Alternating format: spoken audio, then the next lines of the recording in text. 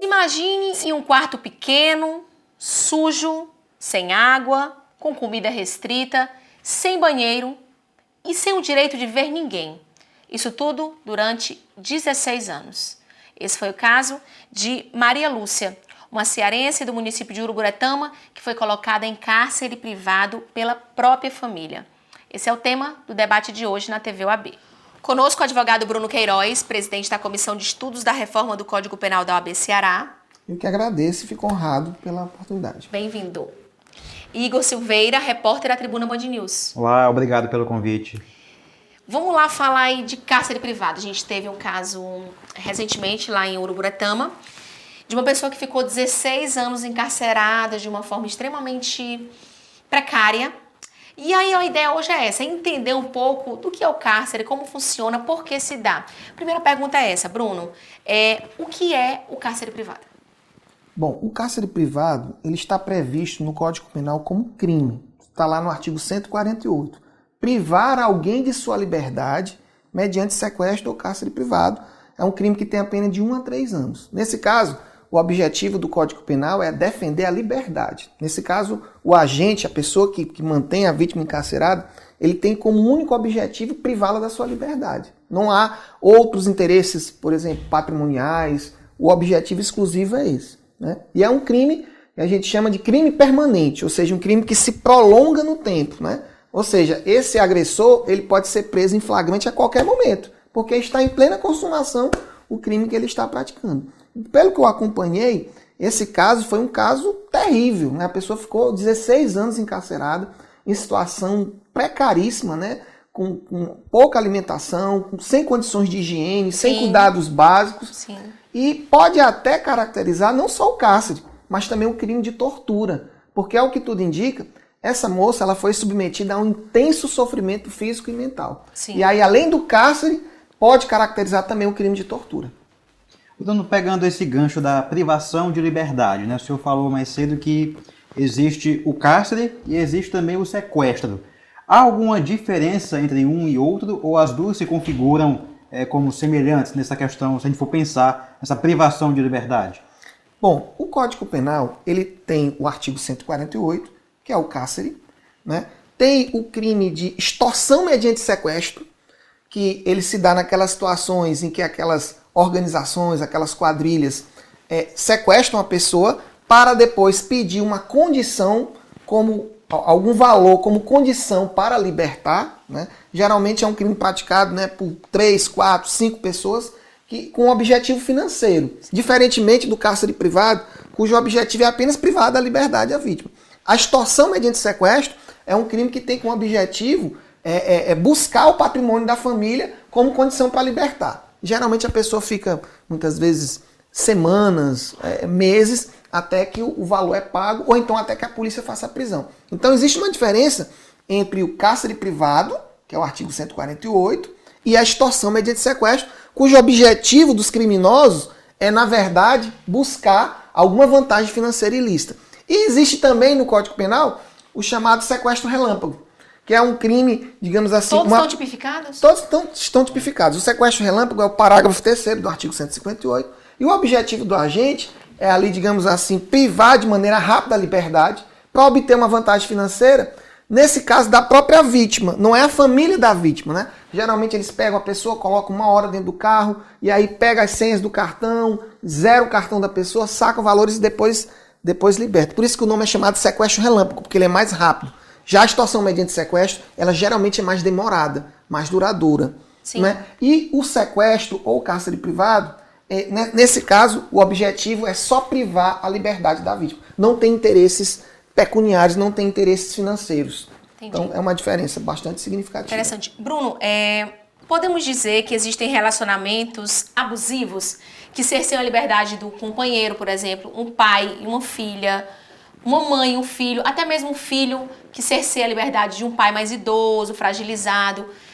Existe esse tipo de relação também? Poderia ser chamado de cárcere privado também? Tanto existe, e é muito comum, que o próprio Código Penal traz uma pena maior quando o crime de cárcere privado é praticado contra ascendentes, descendentes, cônjuge, companheiro. Ou seja, em grande parte dos casos, o agressor é o pai, é o marido, né? Às vezes um familiar, um irmão, um tio. E nessa situação, ao invés da pena de 1 a 3 anos, a pena será de 2 a 5 anos. Ou seja, existe um aumento de pena porque essa situação é muito comum. Eu atribuo isso, muitas vezes, até à cultura do machismo. Às vezes é um pai que não aceita uma gravidez da filha, ou o marido que, por ciúme da mulher, não permite que ela saia de casa.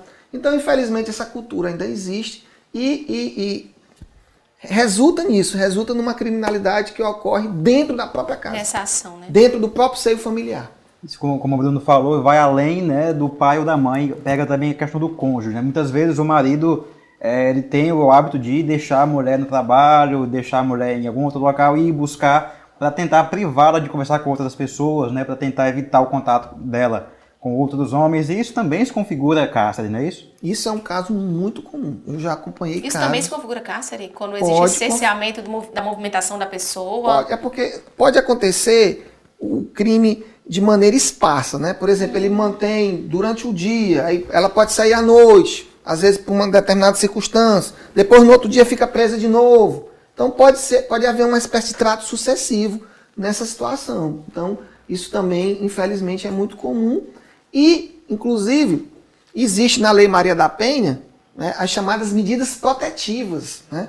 Ou seja, numa situação dessa, mesmo que a própria vítima não denuncie, qualquer pessoa do povo pode fazer algum tipo de denúncia e a polícia e o Ministério Público poderão tomar as providências de ofício, porque o Supremo Tribunal Federal decidiu que o crime de violência doméstica contra a mulher é de ação penal incondicionada. Mesmo que a vítima não queira denunciar, qualquer um pode denunciar e aquele indivíduo pode até ser preso e processado em razão disso. Nesse caso, a denúncia foi feita pelos vizinhos, né? Exatamente. No caso de Uruburetama. Porque muitas vezes, Paulina, a vítima, ela não tem encarcerada, né? Ela está numa situação tão fragilizada, ela não tem condições de fazer esse tipo de denúncia. A palavra cárcere me chamou muita atenção, que ela se remete realmente a séculos passados, né? E a gente vê o nome cárcere privado, uma situação como essa acontecendo hoje, em plena tecnologia. É difícil hoje, você não ter informação das coisas, né? É muito comum. E aí mesmo diante disso, a gente presencia um crime como esse. É que o senhor atribui, assim, já pergunto aqui de forma social mesmo, assim, até pro Igor também. Por que vocês acham que isso ainda acontece? É resquícios ainda de um histórico machista, realmente, de imposição ditatorial?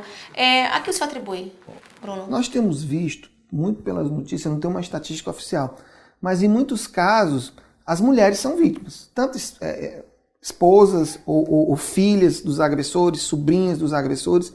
Isso certamente é um resquício do machismo, porque a partir do momento que eu tenho aquela mulher como um objeto meu, como quando o homem diz aquilo dali é meu, é uma propriedade, então eu posso fazer o que eu quero, eu posso deixar trancado, né? Enfim, eu posso dar comida na hora que eu quero, se eu não quiser eu não dou comida. Então, isso sem dúvida tem um reflexo, tem uma relação direta com a sociedade machista que nós vivemos. Felizmente existem movimentos para tentar mudar isso, mas isso é uma realidade muito distante ainda do modelo ideal que nós esperamos. Agora, é muito importante também, Paulina, analisar cada caso. Eu digo isso porque já houve caso, por exemplo, de uma mãe que manteve uma adolescente em cárcere porque essa adolescente estava viciada em crack, numa situação já de bastante risco à sua vida, e essa mãe já tinha pedido auxílio à polícia, à sociedade, aos vizinhos, à Secretaria de Saúde, ao município, e ninguém ajudou. Então, nesse caso, a justiça entendeu que não havia outra conduta que ela pudesse adotar, e ela foi absolvida do crime de cárcere.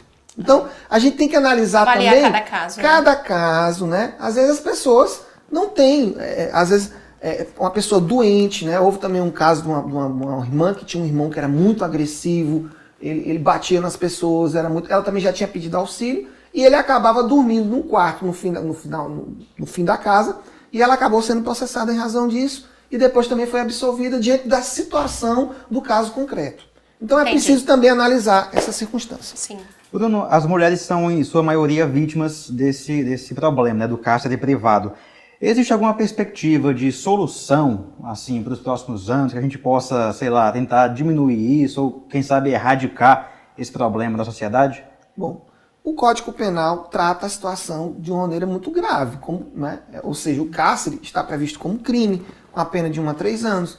Existem circunstâncias que aumentam a pena, como, por exemplo, se o crime é praticado contra ascendente, descendente, se a vítima é menor de 18 anos, se a vítima é idosa, se a vítima sofre grave sofrimento físico ou mental em razão das condições do cárcere, às vezes não tem iluminação, ela não tem comida. Então, o Código Penal dá um tratamento muito severo para essa situação. Agora, nós não podemos esquecer que o Código Penal não é solução, Sim. muitas vezes. O problema, muitas vezes, é uma questão de educação Social, mesmo. né? Social, das pessoas terem consciência, de um marido ter consciência de que a mulher não é propriedade dele. Saber Um pai, o uma pai mãe. saber disso, né? Então, eu não acredito que o Código Penal e a legislação penal, mesmo que as penas sejam aumentadas, pode ser uma solução. Tem que haver a punição. Mas Educação também, né? isso passa por uma solução a longo prazo. No caso da Maria Lúcia, toda a família, toda a família estava encarcerando, né? Todos sabiam, eram responsáveis, Eram pessoas né? também, salvo engano, Mas com pouco conhecimento. Exatamente, né? Então, não sei se aí vai caber, de repente, uma outra avaliação, né? Não justificando, mas entendendo um pouco a situação. O irmão já está, inclusive, preso, né? O irmão dela, É inclusive, importante preso. esclarecer que o desconhecimento da lei não pode ser alegado. Sim. O Código Penal é muito claro. Já pensou se a pessoa praticasse um crime? Não, eu moro no interior e não sabia. Então, isso não pode ser alegado como excludente de culpabilidade ou coisa que o vale. Sim. Mas eu acredito que a situação passa, sim, por uma mudança cultural, certo? Inclusive pela questão do machismo. Sim. Eu acho que essa é o caminho, né? O direito penal está aqui, tem que haver a punição, mas acreditar que o direito penal vai mudar essa realidade, eu acho que Deveria ser usado em último caso, digamos assim. deve ser utilizado em último caso. Ok. Bruno Queiroz, advogado, presidente da Comissão de Estudos da Reforma do Código Penal da OAB Ceará. Obrigada. Eu que agradeço, fico muito honrado. Até a próxima.